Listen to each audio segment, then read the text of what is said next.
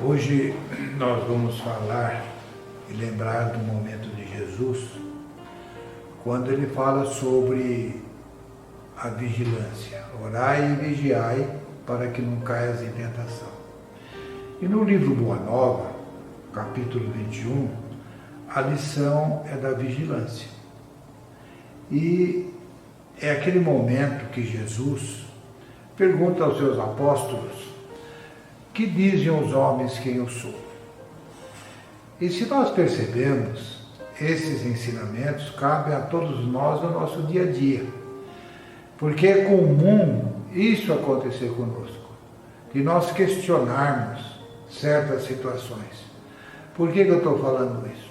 Eu estou dizendo isso porque há uns 2 anos atrás, num Dia das Mães, na nossa APAE aqui de Cambé, nós fomos convidados para um culto ecumênico. E a nossa casa foi convidada e eu que fui o responsável para ir representando o Centro Espírita Allan Kardec de Cambé.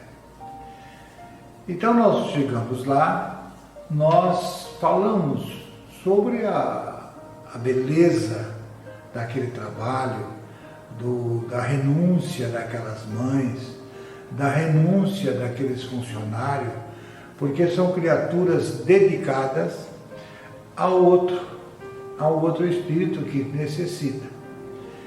Então naquele dia nós tivemos a oportunidade de ler o poema O Retrato de Mãe, de Maria Dolores, psicografado por Francisco Cândido Xavier. Nós lemos o poema para mostrar, para enaltecer aquelas mães que ali se dedicavam aos seus filhos amados. E muitas vezes, por que eu estou falando isso? Porque a vigilância nossa às vezes nos trai. A gente, com a invigilância, nós nos traímos, porque nós questionamos, né? Nós questionamos. Por que aquelas criaturas, aquelas mães, aqueles funcionários se dedicam com tanto amor a um espírito estranho? Né? Renunciam-se a algo, talvez, que possa ter uma remuneração maior para se dedicar àquelas criaturas, aqueles filhos anônimos. E as mães ali, que têm filhos ali já com idade avançada, mas são os eternos bebês, os filhinhos que elas ainda carregam no colo. E nós temos que lembrar que esses espíritos, eles vêm até a Terra com a missão, com o compromisso de socorrer o outro. Muitos nascem com corpos doentes para adquirir a paciência, né? O equilíbrio, mas para que isso aconteça tem que ter criaturas amorosas que se dispõem a fazer isso. São essas mães e esses funcionários dessas instituições. Muito bem. Quem são esses espíritos? São espíritos que cometeram erro ontem. E como Jesus disse também que nenhuma das suas ovelhas seria perdida, nós vamos perceber que é o amor de espíritos que renunciam a uma encarnação para socorrer o outro, vindo como mães. São mães especiais, são espíritos especiais, não é para qualquer um. Mas nós temos que lembrar também que não podemos ser radical. Nem todos aqueles espíritos, aqueles corpos doentes, são espíritos endividados. Muitas vezes são espíritos que vêm para nos socorrer, para que nós possamos adquirir o amor, a paciência, para que nós possamos se dedicarmos e esquecer aquele espírito velho que somos, que ontem nós cometíamos erro e ignorávamos essas criaturas. E hoje eles vêm ao nosso socorro. Então veja bem, Lá no Evangelho também, quando Jesus cura aquele cego de nascença, qual é o questionamento dos discípulos? Senhor, quem errou? Foi os seus pais, foi os avós, foi os seus antepassados que erraram? E Jesus disse não. Ele veio para dar testemunho de mim aqui na terra. Então nós percebemos que nós não podemos ser radical nas nossas colocações. Então quando Jesus pergunta, que dizem os homens que sou? Cada um tem uma ideia. Um disse que era João Batista ressuscitado, outro disse que era Elias, outro diz que é Jeremias.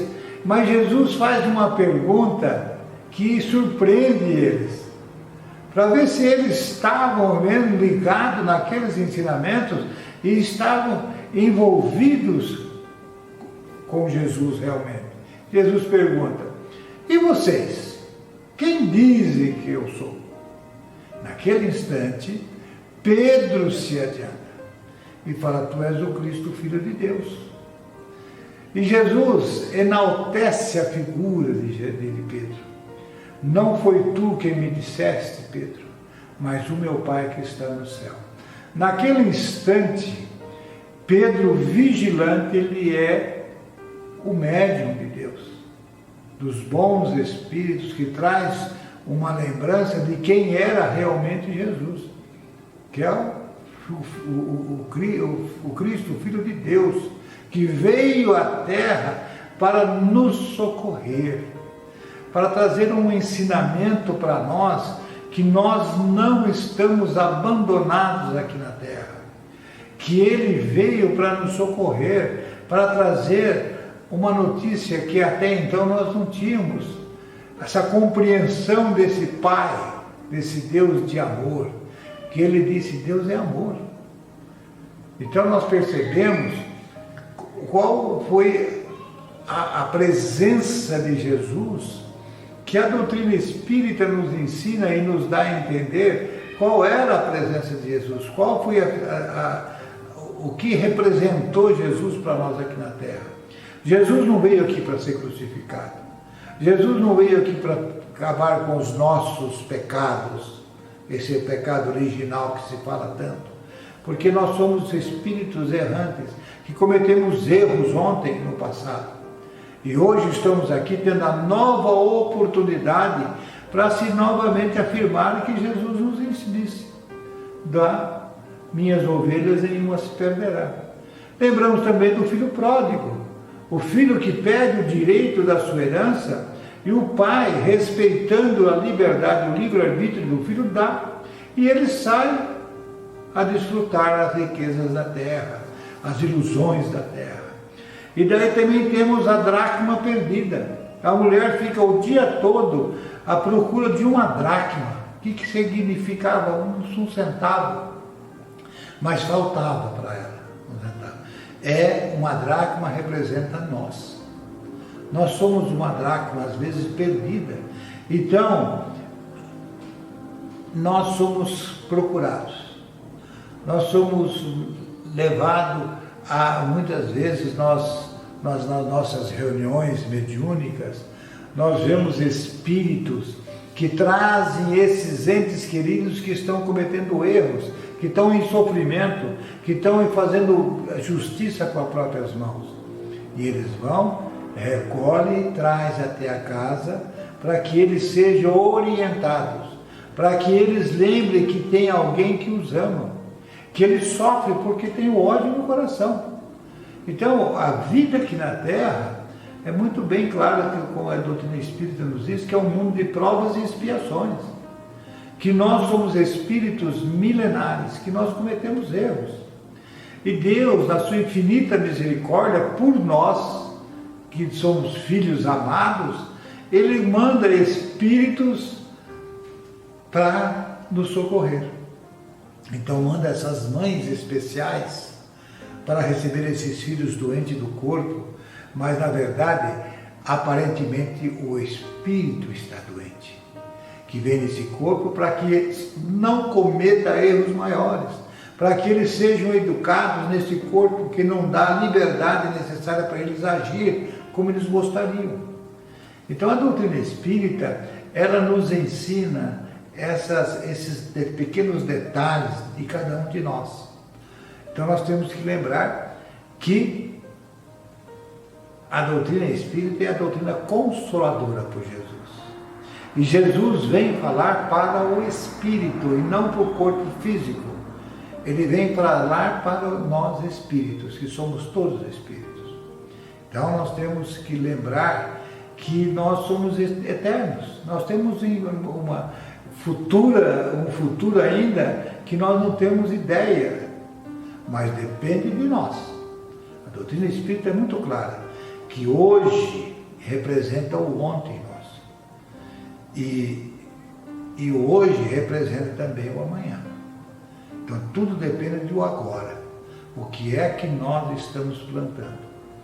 Então nós vemos nessas instituições de caridade que a APAE não deixa de ser uma instituição de caridade, uma instituição de socorro a esses nossos irmãos que vêm às vezes na retaguarda, que cometeram muitos erros ontem. Então é necessário que eles nasçam em corpos doentes para que eles sejam adquirir qualidades através do amor de alguém que dedica o amor, a atenção. Então nós vemos nessas instituições espíritos assim em situação muito difícil, que necessita às vezes de uma pessoa para socorrê-lo, 24 horas por dia praticamente. Então são essas mães dedicadas e esses funcionários dedicados que vêm para nos socorrer. Então Jesus, ele foi muito claro, que nós não podemos esquecer disso, que eu não vos deixarei órfãos. Eu não vos deixarei órfãos. Isso aí é uma situação que nós temos que lembrar sempre, para que nós não cometamos erros, né? E para que nós sejamos vigilantes a essa ideia que nós somos espíritos, que temos um futuro, e esse futuro depende de que é que nós estamos fazendo hoje. Então Jesus, ele é muito claro quando ele diz que atrás de uma lágrima de arrependimento o homem se transforma. Então nós temos muitos caminhos para prosseguir para a nossa elevação espiritual. Então nós vamos ver no capítulo 6 do Evangelho segundo o Espiritismo, o Cristo Consolador, que na abertura ele fala assim: vinde a mim, todos vós que estáis cansados e sobrecarregados, que eu vos aliviarei. Tomai sobre vós o meu jugo que é suave e o meu fardo que é leve. E o que está acontecendo nesse momento conosco aqui na Terra? Está pesado o fardo, né?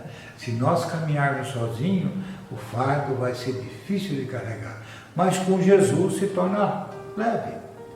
Porque ele nos diz que os sãos não precisam de médico e os doentes são os seus filhos prediletos. Sou o grande médico das almas. Veja bem, ele fala novamente que ele é médico do espírito, não é do corpo físico. Ah, mas ele curou os leprosos, curou aleijados, curou tantas criaturas, mas curou e muitos não entenderam. Nós lembramos agora daquela passagem dos 10 leprosos.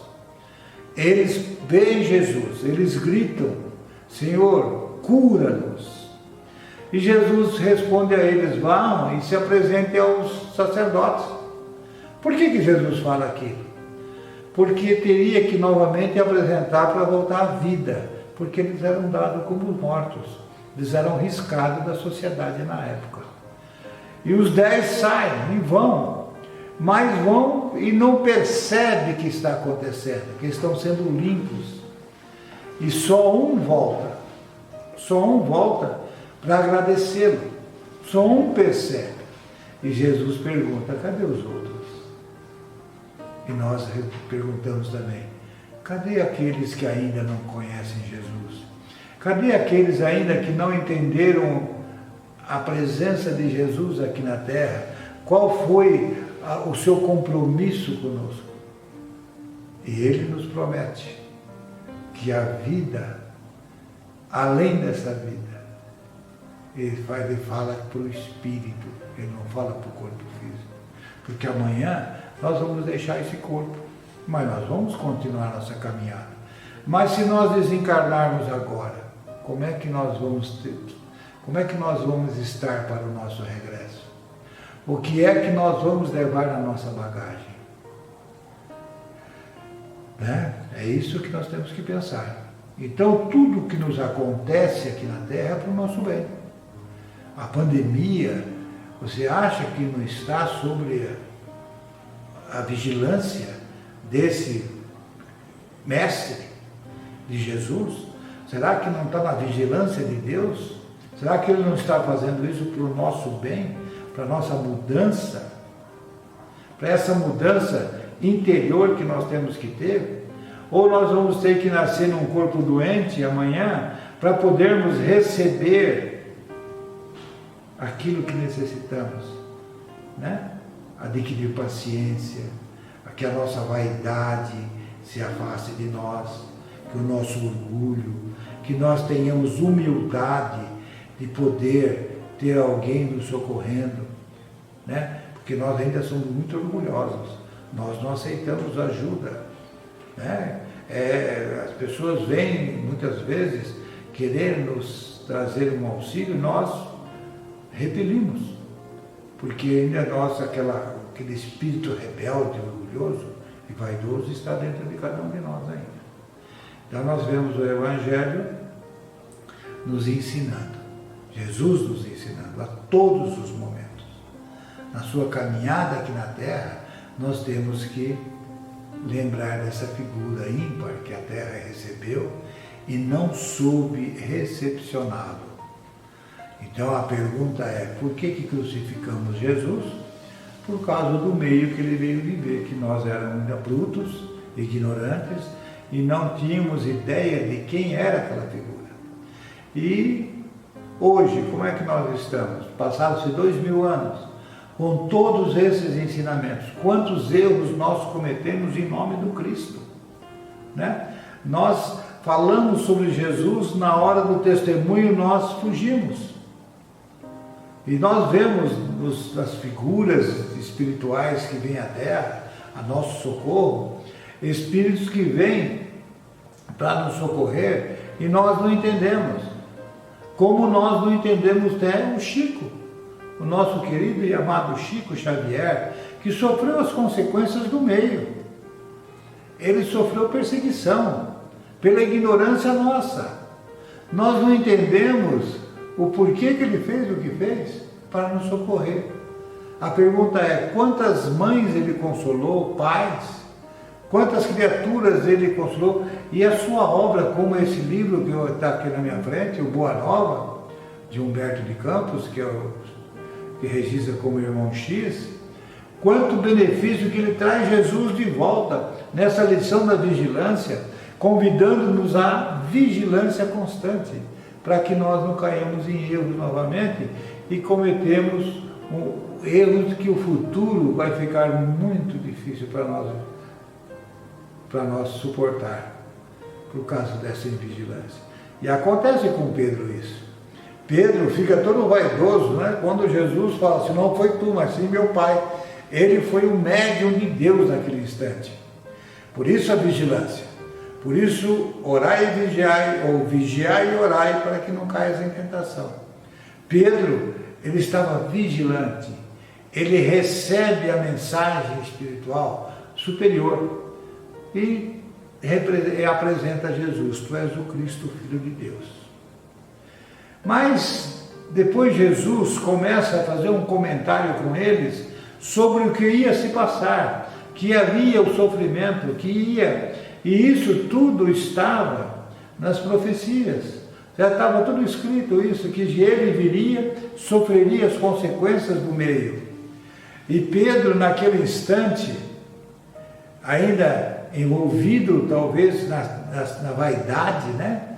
Ele vai dar um conselho para Jesus.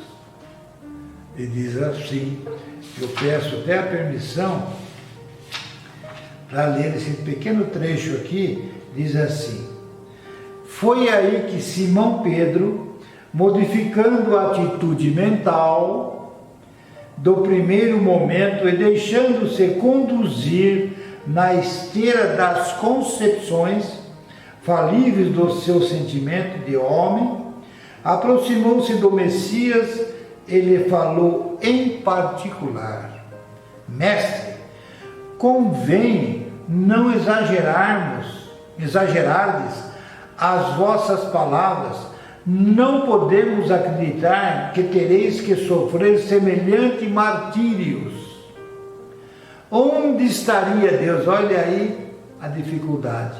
Onde estaria Deus, então, com a justiça dos céus?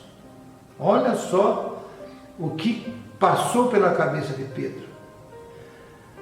Os fatos que nos deixais entrever viriam demonstrar que o Pai não é tão justo.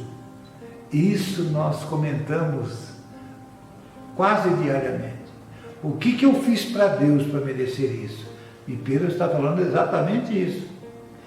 Jesus diz: Pedro, retira essas palavras. Exclamou Jesus com serenidade e energia. Queres também tentar-me com os adversários do Evangelho? Será que também tu não me entendes, compreendendo somente as coisas dos homens, longe das revelações de Deus? Aparta-te de mim, pois nesse instante fala pelo Espírito do mal. Verificando que o pescador se emocionara até as lágrimas, o mestre preparou-se para a retirada e disse aos companheiros: se alguém quiser vir após mim, renuncie a si mesmo, tome a sua cruz e siga os meus passos. Olha a chamada que Jesus nos dá. Aquele que quiser vir após mim, renuncia-te a ti mesmo e venha. Esse é o convite que Jesus nos faz. Por isso ele esteve aqui. Nós temos que passar pelas dificuldades para o nosso crescimento espiritual. E Pedro, convivendo com Jesus, ele ainda falha. E Jesus chama atenção, com energia. E os espíritos superiores nos chamam a atenção com energia. Eles não passam a mão na cabeça nossa. Nós temos exemplos do próprio Divaldo Pereira Franco, do Chico. O Chico uma vez estava lá psicografando, com o olho sangrando, e a irmã não chega nele e ele quer parar porque não aguenta dor. Ele falou assim: mas você tem o outro olho ainda, está reclamando do quê? Você tem dois. Olha só, os espíritos superiores não passam a mão na nossa cabeça. Outra vez, Joana de Anjos chega no Divaldo com um problema seríssimo de coração, está na cama. Ela se aproxima dele e fala assim: o que você está fazendo aí? Não está na hora do trabalho lá na casa, no centro? Mas eu estou morrendo. Eu morri faz tempo que estou trabalhando. É essa a diferença, que nós não conseguimos lembrar que somos espíritos por causa da nossa invigilância. Aí continua.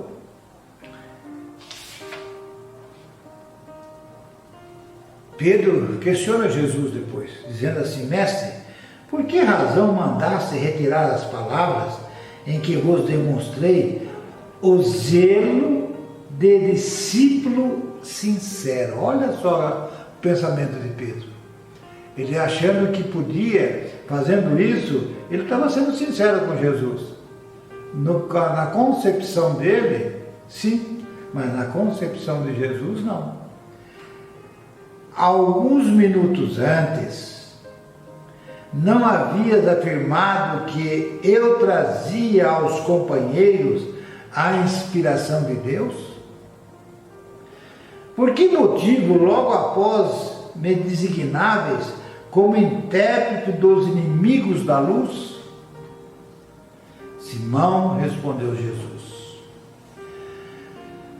bondosamente: ainda não aprendeste toda a extensão da necessidade de vigilância. A criatura na terra precisa aproveitar todas as oportunidades de iluminação interior em sua marcha para Deus. Vigia o teu espírito ao longo do caminho. Basta um pensamento de amor para que te eleves ao céu, mas na fútil ou uma consideração menos digna, para que a alma do homem seja conduzida ao estacionamento e ao desespero das trevas, por sua própria imprevidência. Nesse terreno, Pedro, o discípulo do Evangelho terá sempre imenso trabalho a realizar, porque pelo reino de Deus é preciso resistir às tentações dos entes mais amados da terra, os quais, embora ocupado o nosso coração, ainda não podem entender as conquistas santificadas do céu. Acabando o Cristo de falar, Simão Pedro calou-se e passou a meditar. E nós devemos meditar. Então eu comecei falando das nossas mães e dos funcionários da PAI. E muitas vezes nós nos pegamos criticando. Por que essas mães se dedicam tanto a esses espíritos doentes, em corpos doentes? Não seria mais fácil uma instituição internar e ficar livre lá, eles cuidar e pagar a peso de ouro o cuidado deles? Mas e o amor? E a dedicação? E a renúncia? Então seria muito fácil, mas são espíritos preparados, espíritos que se comprometem a vir à Terra para nos receber com amor, para nos ajudar na nossa caminhada. Por isso Jesus disse: não vos deixarei órfãos, eu vos mandarei uma mãe, um pai, mandarei um amigo para te ajudar a carregar a tua cruz, para que você não falhe e não se perca no caminho. Então é esse o amor que nós devemos entender, que vem do alto, que vem de Deus, que vem de Jesus e dos espíritos superiores. Então todos nós, que quando chegamos aqui na Terra, nós somos amparados por dezenas de mãos, né? E nós necessitamos de uma imensidão de criaturas para nós podermos viver aqui na Terra. Quantas pessoas trabalham para que nós possamos pôr o nosso alimento do dia a dia na nossa mesa? Não adianta nós trabalharmos e ter um salário se não tivermos o alimento. Alguém tem que fazer, alguém está fazendo por nós. Então é uma questão de união, é uma questão de como Jesus disse, né? Que uma vara sozinha não tem sustentação, mas um feixe de vara suporta o peso da caminhada. Então nós temos que pensar com muito carinho nisso. O que é que nós estamos fazendo aqui na Terra? E lembrando que nós não podemos ser radical quando nós olhamos uma instituição tipo da PAI, que lá tem espíritos que vêm para nos socorrer. Essa é o que acontece com nós aqui na Terra. Eu não vos deixarei órfãos, eu vos mandarei alguém para te socorrer. Enquanto houver uma lágrima de dor na terra, Jesus estará presente dessa maneira conosco.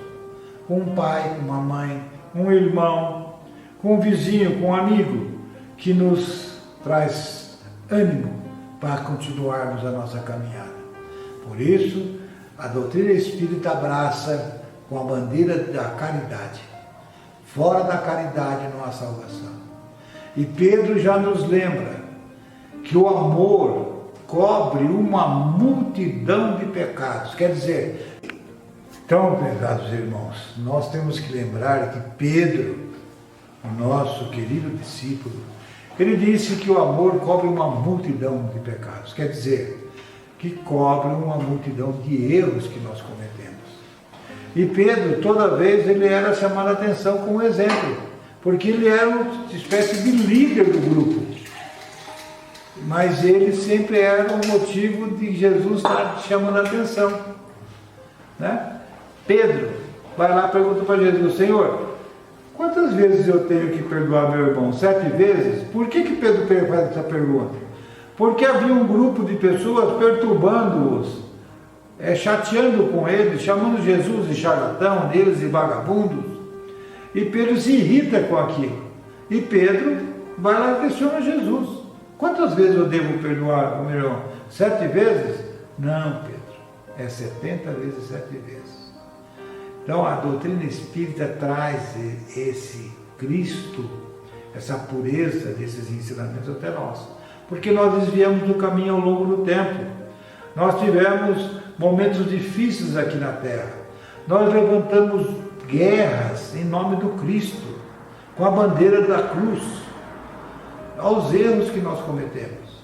Hoje, nós estamos mais ao lado do amor. Então nós, com esse momento em que nós estamos passando, existe aí já imperando no coração da criatura o amor.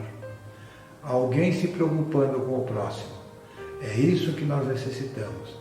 É deixar o homem velho lá atrás e ter um novo homem em nós mesmos, para que nós possamos melhorar e essa terra ser um mundo saindo do mundo de provas e expiações para entrar no mundo de regeneração, onde vai imperar o amor ensinado pelo Cristo.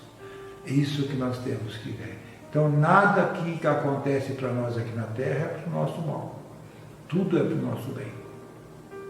Então muitas vezes nós achamos que nós estamos sendo castigados, e não, nós estamos sendo amparados. É essa a diferença, é essa visão que a doutrina espírita nos dá essa visão do amparo constante em nossas vidas. Basta nós querermos, mas temos que ter a vigilância. Vigiai e orai para que não caia em tentação. Então Pedro, ele às vezes, não só Pedro, mas os outros discípulos, passavam por esses momentos de vigilância. Então, Jesus estava presente, chamando a atenção e vendo o outro lado, né? Essa presença de Deus na vida de cada um de nós. É isso que nós temos que acreditar, para que nós possamos melhorar esse mundo em que nós vivemos nesse atual momento, esse momento de transição, esse momento de transformação do homem aqui na Terra. Então, sejamos nós os verdadeiros cristãos, que nós hasteemos a bandeira do Cristo em nossos corações, para que nós possamos caminhar entendendo que Deus é amor. É simples, é amor. Não tem Deus é isso, Deus é aquilo. Deus é amor. E o amor cobre tudo. A nossa vida se transforma através do amor. Recebendo o amor, nós modificamos, nós melhoramos. Né? É esses espíritos que nós recebemos aqui na Terra. Então, quero lembrar mais uma vez das nossas dificuldades, quando nós queremos chamar alguém de traidor, nós simplesmente olhamos para a pessoa e dizemos: você é um Judas. Mas espera aí, Jesus não disse que nenhuma das suas ovelhas seria perdida? Será que Judas vai sofrer eternamente pelo erro que ele cometeu, por uma invigilância, por um deslize dele, da vaidade, do orgulho, da invigilância que Jesus sempre comentava, como falou para Pedro: Pedro, afasta-te de mim, você está sendo o médium das trevas. E Judas estava exatamente fazendo isso naquele momento, porque as trevas queriam acabar com o Cordeiro, que é Jesus. Mas passados alguns anos, quem é que vai receber Judas lá no mundo espiritual, sofrendo horrores, porque ele estava arrependido, ele estava cheio de remorso no coração e sofria cruelmente, mas ele sofria porque ele não conseguia se perdoar. Porque nós temos que ter também essa qualidade de nos auto-perdoar. Se eu cometi um erro ontem, eu tenho que compreender que aquele erro eu cometi por invigilância, que eu não sou aquilo, foi um momento de deslize, e eu tenho que me auto-perdoar para que não cometer erros maiores no futuro. E Judas não conseguia se perdoar. Aí até que vai alguém, a nossa querida Maria de Nazaré, mãe de Jesus, vai em seu socorro. E a Maria Dolores nos fala, através de um poema maravilhoso, esse momento de Judas com Maria e Maria com Judas, lá no umbral. Um sofrimento atroz. Ele sofria, ele não compreendia, ele amava Jesus.